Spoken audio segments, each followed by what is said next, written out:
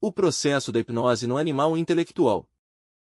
A situação é que, certamente, o ser humanoide não é realmente humano no sentido mais completo da palavra.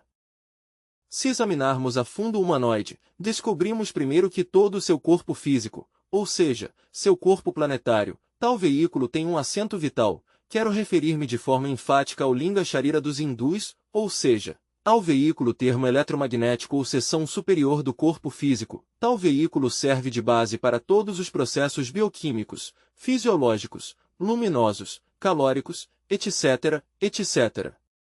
No entanto, no fundo, dito veículo não é mais que a seção superior do corpo físico. Para além do corpo planetário, com seu fundo vital ou mecânico, a única coisa que podemos encontrar dolorosamente são os agregados psíquicos, que em seu conjunto constituem o mim mesmo, o si mesmo. Na hora da morte, o corpo denso vai ao sepulcro. Seu assento vital ou Linga Sharira decompõe-se lentamente ante a fossa sepulcral, de forma simultânea com o corpo planetário uma vez que vai à fossa sepulcral, refiro-me à expersonalidade.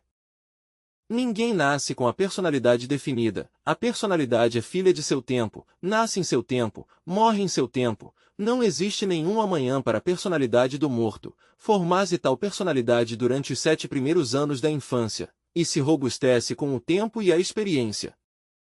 A personalidade é energética. No processo de decomposição orgânica dissolve-se primeiro o corpo planetário junto com o vital. A expersonalidade dissolve-se de forma mais lenta. No entanto, durante os primeiros dias da dissolução, essa expersonalidade é descartada pela matéria visível e tangível no mundo físico.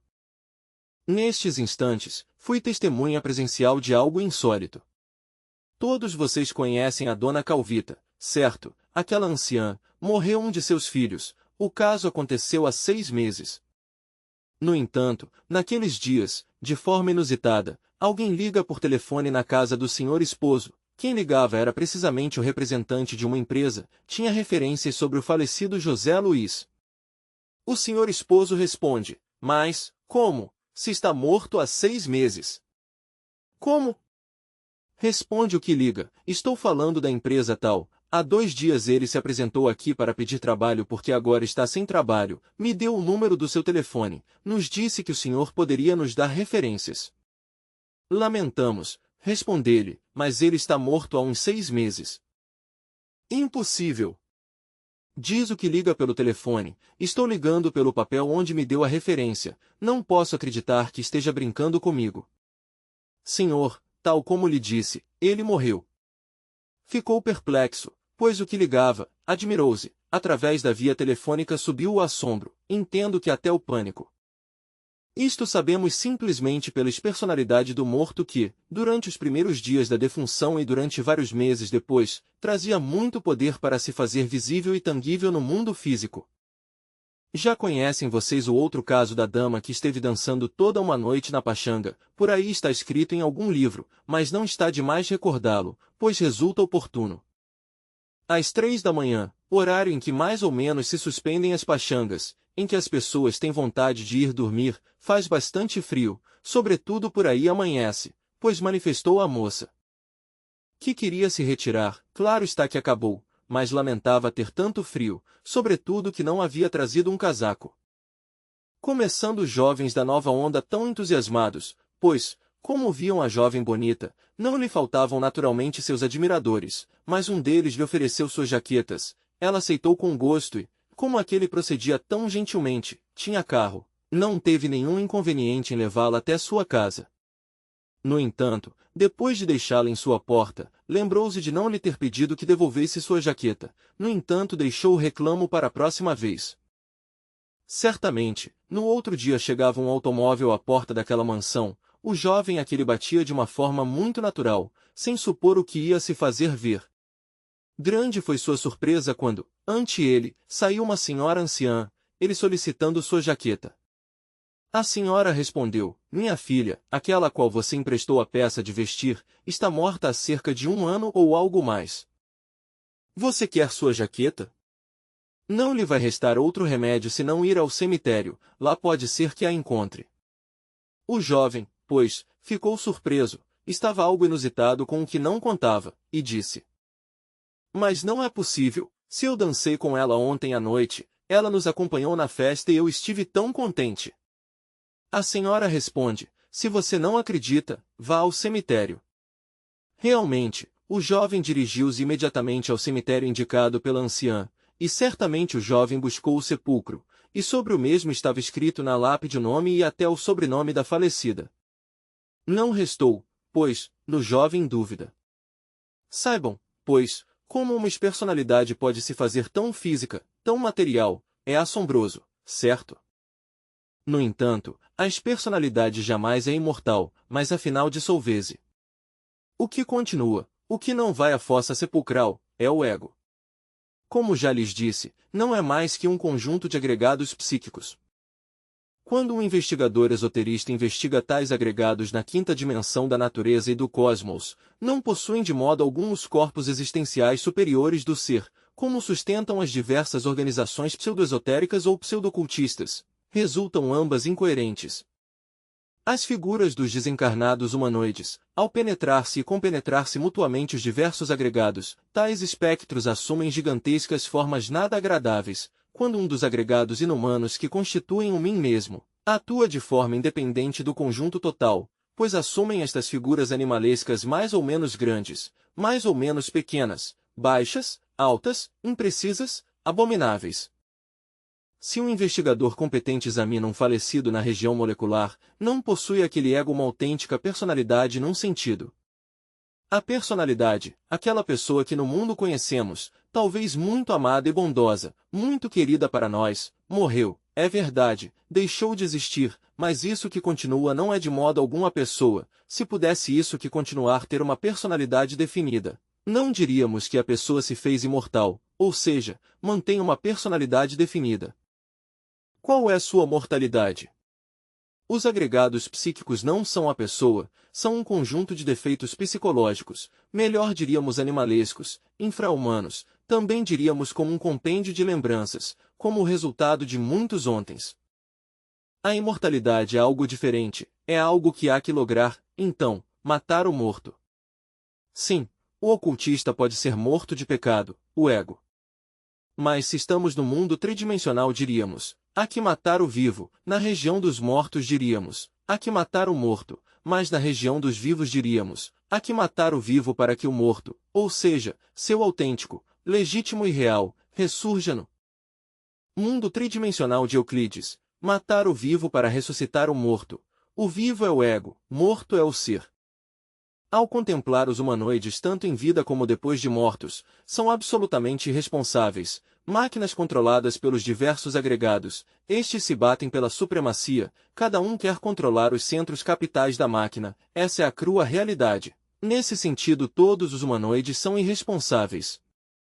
Os agregados psíquicos são o resultado das consequências do abominável órgão kundartiguador. Dissemos, também, que a consciência se acha embalada entre o ego, e que se processa em função de seu próprio condicionamento. Ora bem, se o ego é o resultado das más consequências do abominável órgão kundartiguador, isso significa que a consciência está hipnotizada por essa força hipnótica universal. É que todos os humanoides são vítimas dessa força hipnótica, mas as pessoas não se dão conta da crua realidade senão quando essa energia hipnótica cruza com maior rapidez e que se possa demonstrar de forma concentrada como nas sessões hipnóticas.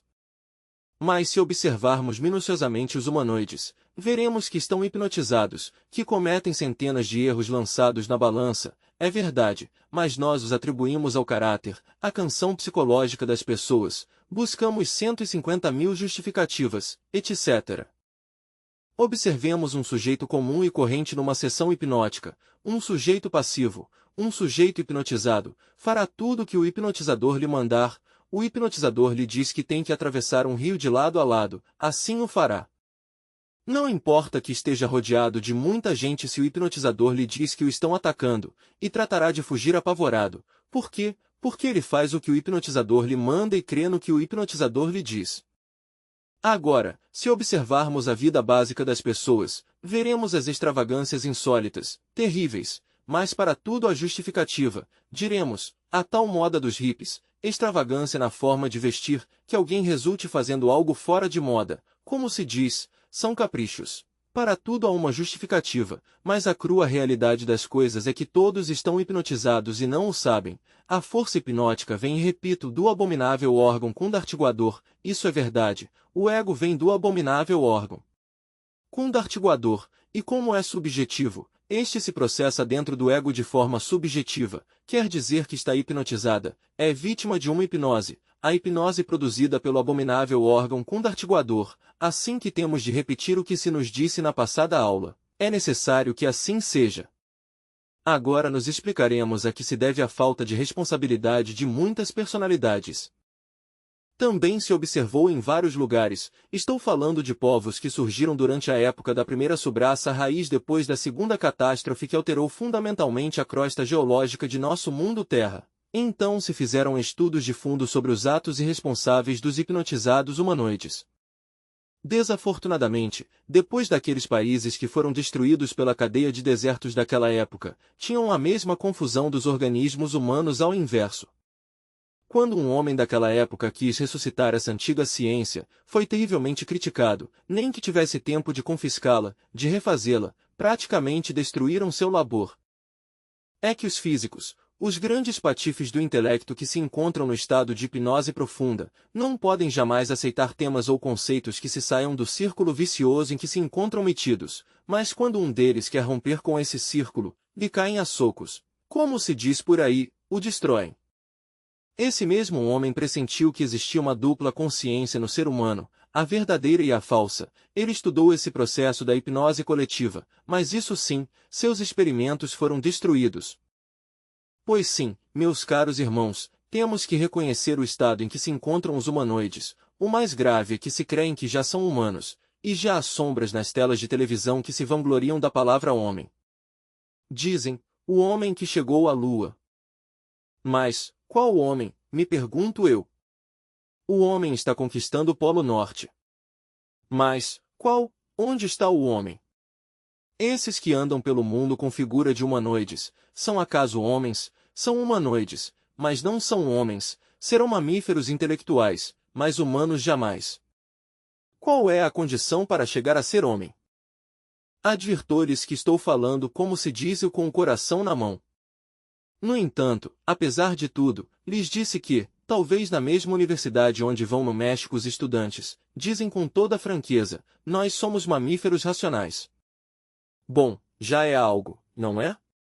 Mas eles não precisam da palavra homem, eles dizem que o homem é um mamífero racional, mas eles se creem ainda homens, e no entanto dizem que são mamíferos racionais. Em que ficamos? Ou são mamíferos racionais ou são homens. Eles confundem a ginástica com a magnésia, lamentável, e isso é muito triste. Para ser homem há que fazer primeiro que tudo um inventário de si mesmo, eliminando o que temos de inumano, de animal, melhor diríamos, e criar dentro de nós os fatores humanos, mas alegamos o título de homens, assim porque sim, pois resulta absurdo em 100%. Para ser homens, além de haver eliminado os elementos inumanos, há que criar os corpos existenciais superiores do ser, urge, antes de tudo, compreender como se hão de criar tais corpos, qual é o sistema, o método, o procedimento a seguir. Nisto devemos ser cuidadosos, analíticos e ir ao fundo da questão. Em aspectos de alquimia, falaze do mercúrio da filosofia secreta. Qual é esse mercúrio? É a alma metálica do esperma sagrado. Quantos aspectos tem o mercúrio? 3. Quais são? O original bruto, é azougue em bruto. Qual é o azougue em bruto? O mercúrio mineral, falando em termos rigorosamente alquímicos, o caos metálico, o caos, mas não importa, sabemos que nosso corpo saiu do caos, qualquer planta tem seu caos de onde brota, o organismo humano nasce também do caos. Mas, qual caos? O esperma sagrado, o enseminis, como muito bem diz este Teofrasto Bombasto von Enhen, Paracelso, nele se acha o ens virtutis do fogo, de tal esperma metálico devem sair os corpos existenciais superiores do ser. E, repito, tem 3 aspectos. 1.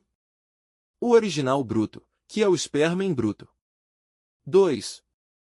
A alma metálica de tal esperma, resultado das transmutações sexuais. 3. Aquele esperma ou aquele mercúrio já fecundado pelo fogo sagrado, pelo enxofre, que é o fogo. Mas se afirmássemos em termos de nossa erudição contemporânea, é óbvio que o esperma, ao transformar-se em energia, passa por muitos processos. Essa energia que sobe pelos cordões de Ida e Pingala é o segundo aspecto do esperma, e quando as correntes solares e lunares de tal mercúrio se fusionam com fogo para subir pelo canal de Sushumna, ou canal medular espinal, temos o terceiro aspecto do mercúrio, um mercúrio fecundado pelo enxofre. Quero que vocês me saibam compreender. Pensem no primeiro, nas secreções sexuais. Pensem nesse vidro líquido, flexível, maleável. Segundo, no resultado de sua transmutação, ou seja, na energia criadora subindo pelos cordões de Ida e Pingala até o cérebro. Esse é o segundo aspecto do mercúrio. Pensem no terceiro aspecto, no polo positivo e negativo de tal mercúrio, fusionados e misturados na base da espinha dorsal, integrados com o fogo sagrado e solar do Kundalini subindo pelo canal medular espinal para abrir os 7 selos do Apocalipse de São João. Eis aí o terceiro aspecto do mercúrio. É óbvio que esse terceiro aspecto do mercúrio, devidamente fecundado pelo enxofre, que é o fogo, vem a dar origem aos corpos existenciais superiores do ser. O primeiro corpo que se forma com aquele mercúrio fecundado pelo enxofre é o corpo quedjano. Esse é um corpo maravilhoso, normalmente se diz corpo sideral, também se chama idolon ou astral. São diversos os nomes que se lhe dão. Ora bem, tal corpo é exatamente uma réplica do corpo físico. Se alguém desencarna depois de haver criado o corpo quedjano, poderá vê-lo nessas regiões com uma personalidade imortal, ou seja, criou-se uma nova personalidade de tipo imortal. Quem haja criado o corpo quedjano é imortal no mundo das 24 leis, ou seja, no mundo astral. Já não é esse fantasma, esse espectro formado por agregados psíquicos, não, é uma criatura imortal, alguém que depois da morte está vivo e consciente na região molecular. Já não é um falecido mais, comum e corrente como todos, não, já é alguém que tem um corpo, um veículo, e que portanto é imortal. O corpo astral ou corpo quedjano, pois este é seu verdadeiro nome, tem também sangue. O sangue do corpo quedjano tem um nome, chamado ambledzo. Assim como nosso corpo físico elabora seu sangue mediante os alimentos que comemos e a água que bebemos, assim também o corpo astral elabora seu sangue. E de que forma o elabora? Acontece que os astros do sistema solar se misturam, penetram e compenetram mutuamente, sem se confundirem. A astroquímica resulta extraordinária, maravilhosa, formidável. As substâncias elaboradas pela astroquímica entram em nós através da respiração e por meio dos poros. Tais substâncias vêm a converter-se dentro do corpo quedjano naquilo que se chama ambledzo, ou seja, no sangue de tal veículo, de tal instrumento. Então o corpo astral é um corpo maravilhoso de carne que não vem de Adão, e sangue que não vem de Adão, mas sim é um corpo de carne e osso que tem carne e sangue. Porém não carne de Adão nem sangue de Adão, que precisa do ambledzo para seu aperfeiçoamento, para seu nutrimento, para seu desenvolvimento. Quem tem um corpo quedjano pode usá-lo. Da mesma forma que nós sabemos que temos mãos, porque podemos usá-las, assim também quem possui corpo sideral, o corpo quedjano, pode usá-lo à vontade, viajar com ele através do espaço, atravessar um cristal de lado a lado sem quebrá-lo nem manchá-lo, etc. Mas uma vez que nós fabricamos o corpo quedjano, precisamos fabricar o veículo mental, ou seja, desenvolver em nós a razão objetiva. Esse é o sagrado anscoano. Durante o processo do sagrado anscoano, o mercúrio da filosofia secreta coagula na forma extraordinária e maravilhosa do corpo da mente. Alguém vem a saber que já possui o veículo mental, alguém vem a saber que nele se desenvolveu harmoniosamente todo o sagrado anscoano, quando pode usar tal veículo, quando viaja com ele de esfera em esfera, quando pode fazer estudos voluntários no mundo da mente. Assim, pois, é extraordinário esse veículo mental, tal veículo também precisa de seu sangue. Poderia dizer que o ambledzo ou substância sanguínea do corpo mental tem uma oitava mais alta que o ambledzo que circula pelas veias do corpo quedjano. E isto, meus caros irmãos, é muito importante. Quando alguém já criou os corpos quedjano, astral e mental, precisa entrar num desenvolvimento de ordem superior, precisa alguém criar a faculdade, diríamos, egoaitorasiana do ser, ou seja, fabricar o corpo da vontade consciente, ou em outros termos, o corpo causal. É óbvio que quem possui a vontade egoaitorasiana do ser, já não é vítima das circunstâncias, pode determinar circunstâncias à vontade. Tal veículo só pode ser criado mediante o mercúrio da filosofia secreta. O veículo da vontade consciente, ou seja, a vontade egoaitorasiana do ser, também tem seu sangue específico, definido, seu Ambledsun, e isto é algo que devemos compreender. Tal Ambledsun é o sagrado Aesakadana. Como se forma o sagrado Aesakadana, ou o Ambledsun do ser? Vejam que estou falando de vários Ambledsun. Estou falando, primeiro que tudo, do Ambledsun que circula pelas veias do corpo Kedjano. Estou falando do Ambledsun que circula pelas veias do corpo da razão objetiva, definido pelo sagrado Anskoano, mas agora se passou a falar de um novo Ambledsun, já não é o do corpo astral ou o do corpo mental. Agora estou falando do Ambledsun do ser, que é diferente, certo? Por quê? Porque o astral não é o ser, o mental não é o ser está mais adentro. A alma humana sim é o ser, a alma espiritual ou Budi é o ser, Atma é o ser. Quando digo, o Ambledsun do ser, o sagrado Aesakadana, estou citando um novo tipo de sangue que há que criar para alimentar o corpo da vontade sagrada ou da vontade consciente, a vontade que pode determinar ou definir as circunstâncias, a vontade egoaitorasiana.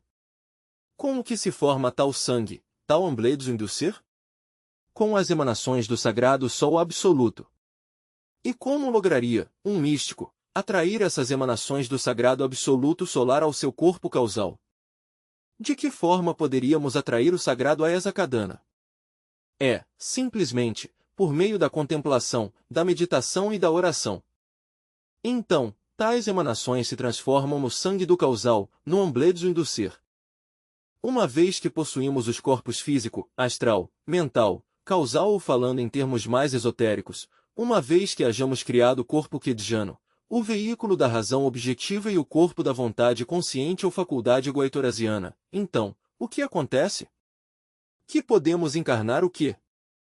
O princípio anímico, ou seja, o ser em si mesmo, para nos convertermos no que se chamaria em Cabala, o Filho do Homem. Assemelham-se pelos traços físicos, mas se observamos em sua conduta, em sua forma de ser, encontraremos que é diferente. O homem não tem nada em comum com o mamífero intelectual. Isso é um pouco duro, certo? Pensar em que todas as criaturas que povoam o mundo são humanoides, é a verdade. A missão específica que a mim me foi conferida é criar homens. Esta palavra soa aparentemente excêntrica, certo? Estranha, mas é a verdade. Porque a estes tipos de ensino quem o segue converter-se em homem, então estou criando homens e me fica a satisfação de que criei alguns já e de que seguirei criando homens.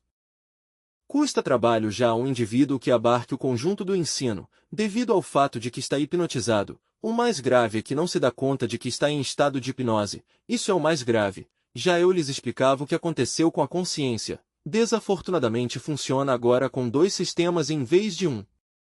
Acontece que ao emergir, como lhes dizia em minha passada cátedra, trazemos todos os dados que precisamos para nos convertermos em homens de verdade, mas nossos pais, nossos familiares, nossos mestres na escola, nossas amizades, estão num estado de inconsciência que se projeta em nossa psique, todas as fascinações do estado em que se encontram, sua falta de cultura, suas famosas primárias que não valem, sua tão cacarejada secundária, coisas de dormidos, etc. Se estamos equivocados na mente, na memória, com tudo isso que nos ensinam nossos pais em casa, os mestres na escola, nossos amiguinhos na rua, etc., além de nos criar uma personalidade absurda, vamos nos desequilibrando com esses dados falsos de quem se acha no estado de hipnose da real consciência, até tal ponto que a real consciência fica de modo arrinconada, já está subestimada, nela se acham por exemplo os atributos da fé autêntica, da esperança real e do amor legítimo, a chás e a religião. A sabedoria, também aquelas partículas de dor do Pai que está em segredo, que sofre por nossos erros, mas tais dados vão ficando relegados, já metidos nas profundezas, só equivocadamente catalogados pelos famosos psicólogos contemporâneos como subconsciência, e alguns a definem como a infraconsciência humana, tomando por real consciência o resultado de todas as informações que recebemos durante nossos primeiros anos, formase uma consciência artificiosa, falsa, que é a que cobra, a que saca, a que impõe por todas as partes. Eis aí, pois, meus caros irmãos, uma consciência dividida em duas, consciência autêntica e falsa consciência. Também como consequência desse erro fica a circulação do sangue. Sabemos que o sistema de vasos sanguíneos durante o estado de vigília vai de uma forma e na do sono de outra. Durante a vigília enchem-se determinados vasos do sistema geral, e durante a noite enchem-se outros vasos desse sistema. Tais sistemas dão um total dividido em dois e com dois sistemas de circulação, resultado tudo de nosso erro, teve a própria natureza que se adaptar a nossos desvarios, com perdão de aqui de nossos irmãos que se dedicam à pedagogia. Tive que fazer a mim mesmo a exceção. Vou começar por definir qual era a minha verdadeira consciência e qual era a falsa. Tive que começar por descartar aquela falsa consciência que haviam formado meus familiares, meus mestres de escola, de colégio, meus alunos, e punha à flor minha autêntica consciência, aquela que havia devolvido os livros e que equivocadamente chamava subconsciência. Eliminar o que havia aprendido, a falsa consciência que me havia formado durante a vida, pôr à flor a autêntica consciência, descartar a falsa. É claro que esse trabalho tem sido tão difícil. Eliminar, diríamos que o corpo das impressões que estão depositadas em mim, aquelas que havia recebido durante minha vida no mundo sensorial. É perdido saber que um sistema tal está dividido em dois sistemas de circulação, é absurdo, certo?